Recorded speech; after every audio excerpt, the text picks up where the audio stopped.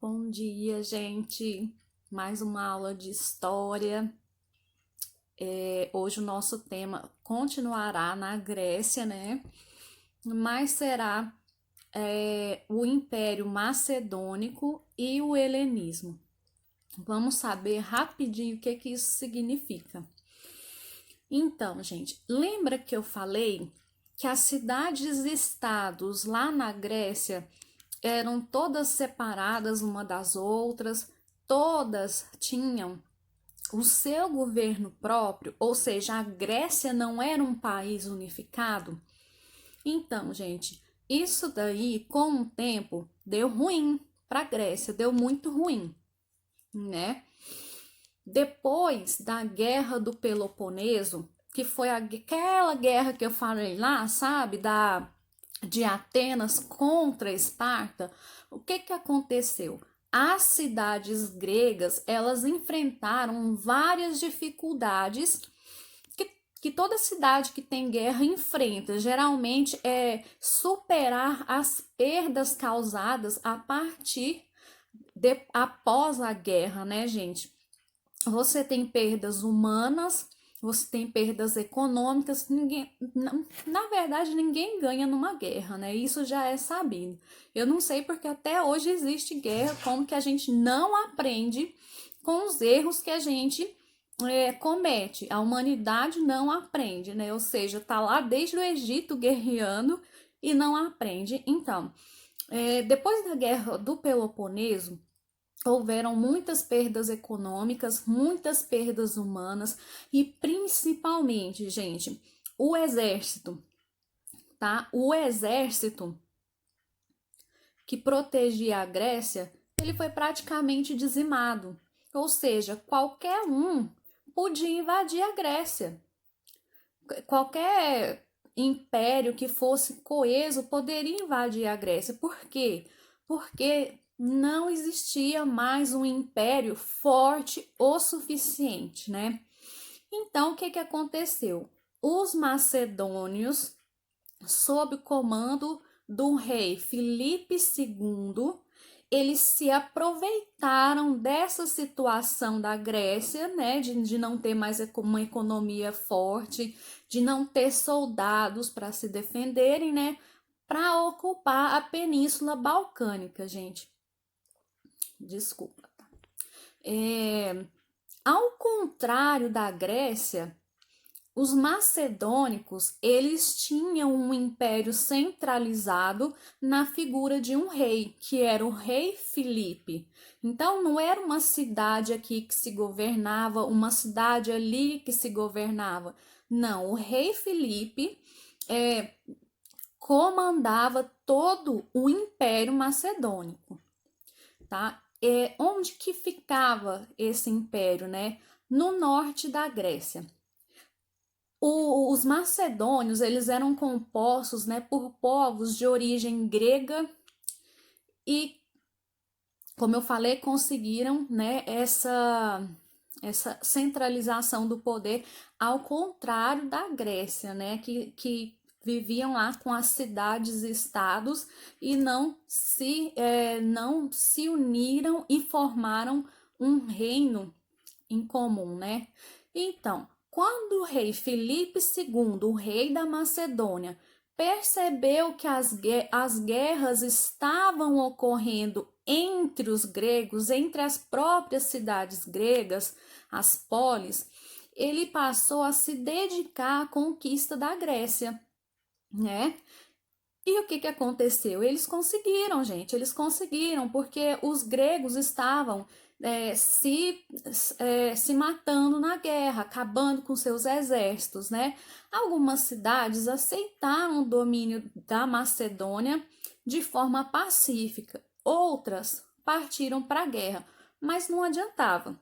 Não adiantava porque o Império Macedônico, nesse momento, era muito mais forte, tá? Então, o reinado de Filipe II na Grécia começa em 359 a.C. e 338 a.C., né? E aqui nessa época ele já havia submetido a cidade de Tebas e a cidade de Atenas ao seu domínio.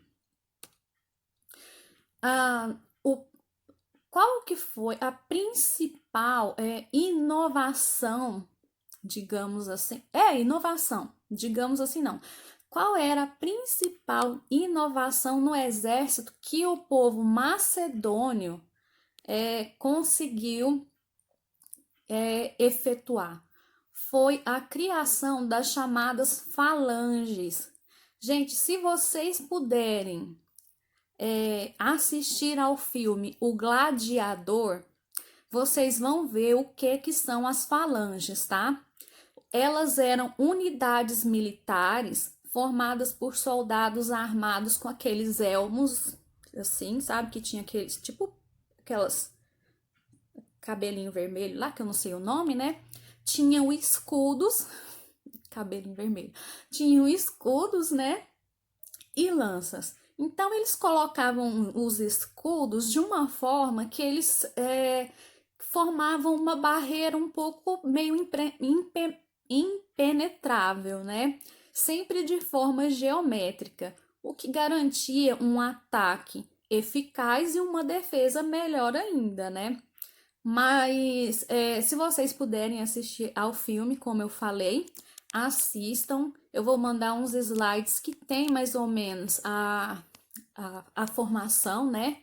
Mas é muito legal, assim. Realmente foi uma inovação e o Império Romano depois usou bastante dessa tática, tá? Então, quando eles atacavam o inimigo, as lanças deles, que eram maiores, que atingiam distâncias maiores, atingiam com mais facilidade os inimigos do que uma espada, né? É, a unidade ela se mantinha compacta quando ia se defender desses inimigos, ou seja, eles usavam os escudos para se protegerem e não saíam da formação, tá? Então, geralmente essa formação era um triângulo ou um quadrado, losango, enfim, não importa a forma que era, mas a defesa era uma forma muito compacta. Gente, meu computador deu uma zebrinha aqui, mas calma que nós estamos voltando. Problemas na produção, gente. Então, continuando. Filipe II, o rei da Macedônia, ele conseguiu unificar a Grécia, ou seja, ele dominou todas as cidades-estados. Então, ele dominou toda a Grécia e unificou esse país, ou seja, ele se tornou o rei de todas as cidades da Grécia, tá? Ele foi assassinado e o filho dele assumiu o poder como o rei. Alguns de vocês com certeza vão se lembrar desse nome, que é Alexandre o Grande. Era o filho do rei Filipe II da Macedônia. Tem um filme também sobre Alexandre o Grande, tá, gente? E Alexandre o Grande, ele conseguiu conquistar muitas, muitas e muitas terras, tá? Ele formou um império macedônico enorme, tá? Enfim, ele conseguiu então unificar os gregos, né?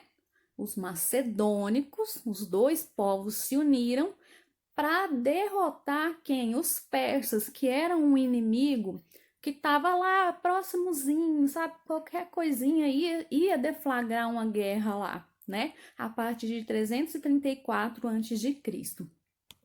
Em 10 anos de batalha contra os persas, os exércitos de Alexandre percorreram todo o Oriente, gente. O Oriente Médio, o Egito, a Índia, derrotando a maior parte desses reinos, ou seja, derrotando o Egito, derrotando os reinos do Oriente Médio, derrotando o Império da Índia, né? Então, naquela época, Alexandre foi ótimo, né? Alexandre o Grande, ele formou o maior império que já houve naquela época, né? Porque vamos combinar que eles foram, o modo de se locomover não era através de avião, não, gente, era através de cavalo, tá? Então ele foi e percorreu todo o Oriente Médio, Egito, Índia, e conquistou todos esses impérios, formando assim o maior império desde então visto, né? E aí, com isso, a gente vai ter o helenismo. Lembra que eu falei no título do helenismo? Então, agora a gente vai saber o que é o helenismo. Gente, o helenismo, ele vai começar com a conquista da Grécia pelos macedônios lá atrás. Lembra que o rei Filipe II, ele conquistou a Grécia? É lá que vai começar o helenismo. Como é que se caracterizou o helenismo, né? Pela interação da cultura grega clássica e oriental, ou seja, a mistura da cultura grega clássica mais a cultura oriental forma o que eles chamam de helenismo, né? E o período helenístico, digamos assim, helenista, é mais fácil, vai do século 4 a.C. com a ascensão de Alexandre o Grande. Por quê?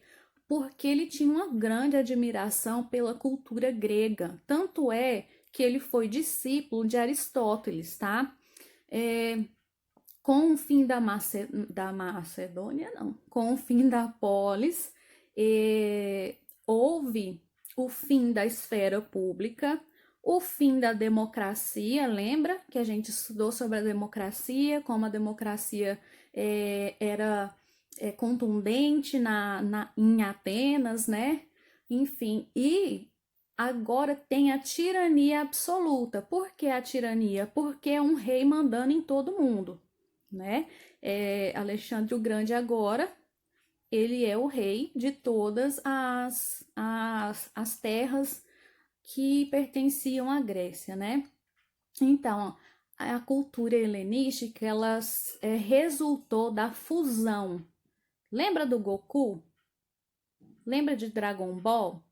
Quando o Goku ele fazia a fusão com o Vegeta, ou seja, eles se tornavam um, dois se tornando um, é mais ou menos isso aqui, tá? Então, a cultura helenística, ela foi uma fusão da cultura grega mais a cultura oriental, que foi promovida, né, pela expansão do Império Macedônico com Alexandre o Grande. A partir do momento que Alexandre o Grande expandia o território lá para o Oriente Médio, ele ia fundindo a cultura grega com a cultura asiática. E isso é o que se chama período helenístico, tá? Então a Grécia ela já não era mais o centro cultural do mundo, tá? Agora os principais centros de cultura helenística foi Alexandria no Egito, Antioquia na Turquia e Pérgamo na Ásia Menor. Agora não era mais a Grécia o centro do saber, né? Além dessas cidades, Alexandre Magno ele construiu várias cidades. A maioria delas chamava Alexandria. Por que chamava Alexandria, gente? Isso mesmo, por causa de Alexandre o Grande.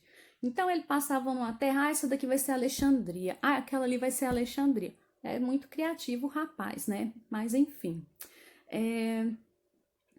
Mas isso, o que aconteceu? Possibilitou, né, uma admiração pela cultura grega nos outros povos dominados por ele, né? Então, essa expansão da cultura grega pelo Oriente é o que ficou conhecida como helenismo. Por quê?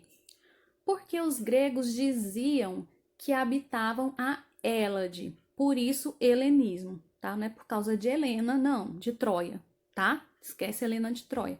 É porque eles diziam que habitava a região de Hélade, tá? E, enfim, construíram uma fusão. Como que a gente constrói uma fusão cultural, gente? Não é como o Vegeta e o Goku, tá? É quando os elementos culturais de um povo são aceitos por outros. Eu vou falar um exemplo de fusão cultural, mas que não foi porque os povos queriam, e sim porque eles foram forçados. A cultura indígena e a cultura negra que tiveram que se misturar umas com as outras, mais com a cultura portuguesa. Mas no caso deles foi a força, né? Aqui não. Aqui tem uma fusão cultural, né, desses elementos de um povo que são aceitos por outros, né? Durante a existência do Império Macedônico, os elementos culturais gregos, eles foram aceitos pelos orientais e os elementos culturais orientais foram aceitos pelos gregos. Então é uma fusão tipo Goku e Vegeta, um aceitou o outro, né? Porém, o Império de Alexandre o Grande não duraria muito tempo, né? Com a morte extremamente precoce de Alexandre Magno em 323 a.C., aos 33 anos de idade, os territórios conquistados foram divididos entre os principais generais, né? Dá para ver que através daí já não ia dar certo, gente. Alexandre o Grande, ele não é considerado um conquistador à toa, né? Ele tinha uma mão de ferro, digamos assim, né? Então, a morte de Alexandre o Grande, além de dividir o império, marcou também o último período da civilização grega na antiguidade. A partir daí não vai ter mais civilização grega, por quê? Porque Roma vai invadir esse território e aí vai ser o legado romano que vai ser a nossa próxima aula, tá bom? Qualquer dúvida, gente, lembra no meu privado lá no WhatsApp. Ó, beijinhos, até amanhã e se comportem.